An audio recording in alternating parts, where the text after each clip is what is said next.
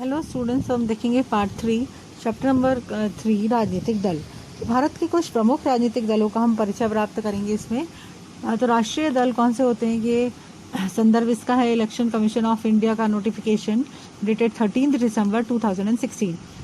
पहला दल है जो बहुत ही इंपॉर्टेंट दल है, वो है भारतीय राष्ट्रीय कांग्रेस यानी इंडियन नेशनल कांग्रेस, जिसका कि चुनाव चिन्ह है पंजा।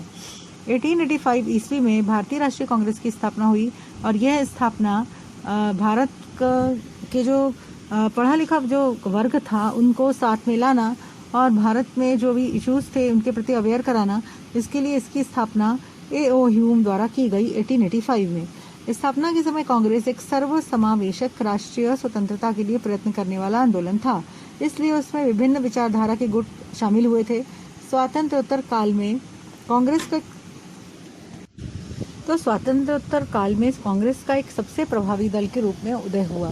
जब हमारी कंट्री को फ्रीडम मिल गई ब्रिटिश रूल से, उसके बाद एक जो सबसे बड़ी पार्टी उभर के आई वो थी कांग्रेस पार्टी।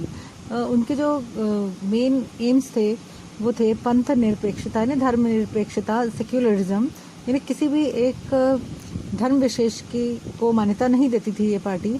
सर्वांगीण विकास है, सभी का विकास हो, दुर्बल और अल्पसंख्यक वर्ग के लिए समान अधिकार, व्यापक समाज कल्याण इस दल की पहले से ही नीति रही है। उसके अनुसार इस दल द्वारा कई कार्यक्रमों को भी चलाया गया है। इस दल का लोकतांत्रिक समाजवाद, अंतर्राष्ट्रीय शांति और सामाजिक समता पर विश्वास रहा है। यानी कहने का मतलब ये है कि ये जो पॉइंट्स हैं ये कांग्रेस पार्टी इनका अनुसरण करती है। जैसे कि लोकतांत्रिक समाजवाद, उनका सोशलिज्म के प्रति पूरी डेडिकेटेड है ये पार्टी, और अंतर्राष्ट्रीय शांति के क्षेत्र में भी बहुत सारे कार्य किए इस पार्टी ने, और उनका विश्वास सामाजिक समता पर भी रहा है। दूसरी पार्टी के बारे में हम देखेंगे, वो है भारतीय कम्युनिस्ट पार्टी। मार्क्सवादी विचारधारा पर आधारित इस पार्टी की स्थापना 1925 ईस्वी में हुई। मार्क्स जो एक बहुत बड़े क्रांतिकारी थे, जिनका कहना था कि समाज में दो प्रकार के वर्ग होते हैं, हैरे वर्ग और नहीरे वर्ग। उन मार्क्स के विचारधाराओं को पर चलने वाली ये जो पार्टी है उनको बोलते हैं भारतीय कम्युनिस्ट पार्टी।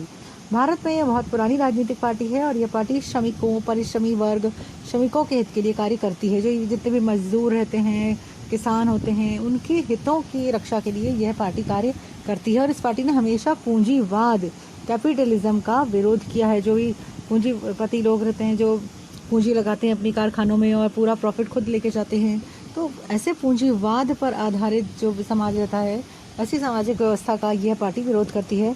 लगभग 1962 ईस्वी को दो साम्यवादी देश चीन और सोवियत यूनियन में से किसका नेतृत्व स्वीकार करें, इस पर पार्टी के नेताओं में वैचारिक मत भिन्नता उत्पन्न हुई। दो जो साम्यवादी देश थे जो कि मार्क्स के विचारों पर चल रहे थे, चीन और सोवियत यूनियन यानी कि रशिया, तो उनमें से किसको अपना नेता माने, इस चीज़ को लेकर उनमें बहुत ही डिफरेंसेस हो गए पार्टीज़ में।